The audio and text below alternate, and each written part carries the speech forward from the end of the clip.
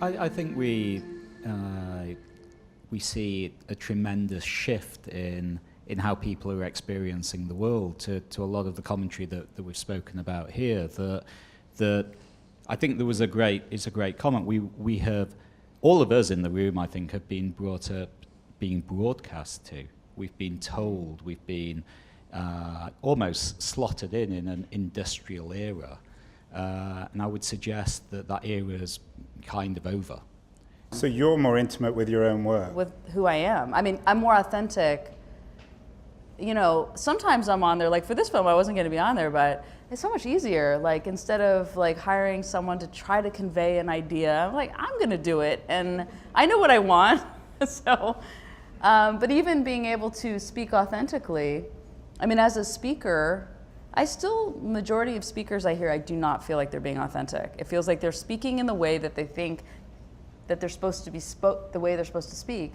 And I think you and I are similar like this. We're just like ourselves. So you think that to make successful work in this new medium, yes, you need to be authentic. Depends on authenticity. I think people sniff it out now.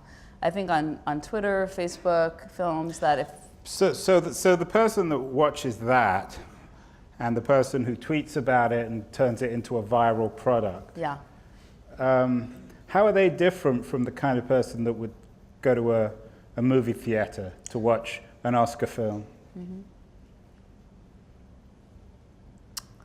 That's interesting. I think there is an intimacy with the way people are experiencing. I mean, there's an intimacy in a dark theater also. Like when you're in a big group in a dark theater, there's something very intimate about that, but there's something very intimate about watching something on your cell phone when it's like I'm speaking to your eye to eye. And that's actually a difference in my films too, is a lot of people, you watch films and people are looking off the shoulder. I hate that. Like, where are they looking? Look at the camera.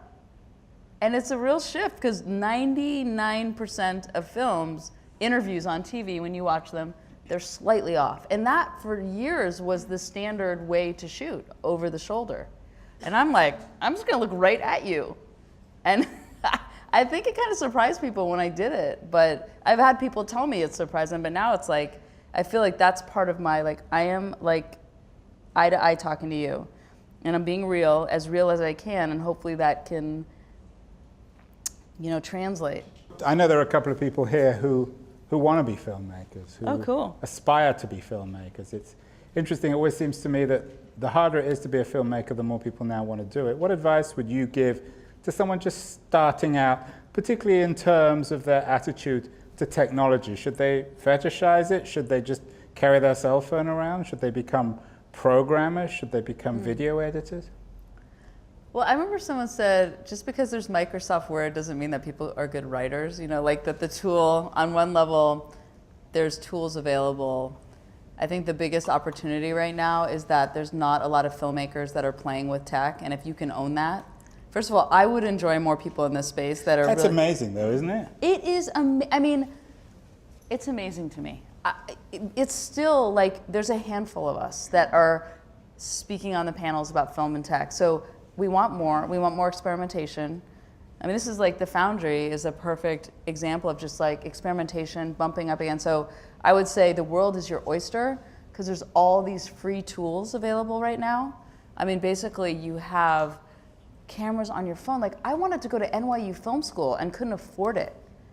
You don't need to go to NYU Film School anymore. You can just do it. I still believe that you should learn the masters, which you can do on Netflix now. It used to be you only got access to those films when you went to film school. So just the world is your oyster. It's an incredibly exciting time to be a filmmaker. And the premiere, the way I did this premiere today, I was like, oh my gosh, like that was so much more efficient to get something out. I mean, Connected opened in San Francisco, New York, Portland, whatever, six or 8 cities, 12, I don't know how many, 11 cities.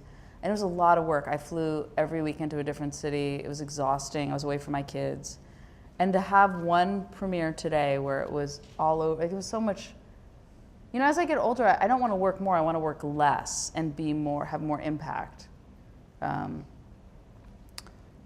Because I think about death a lot.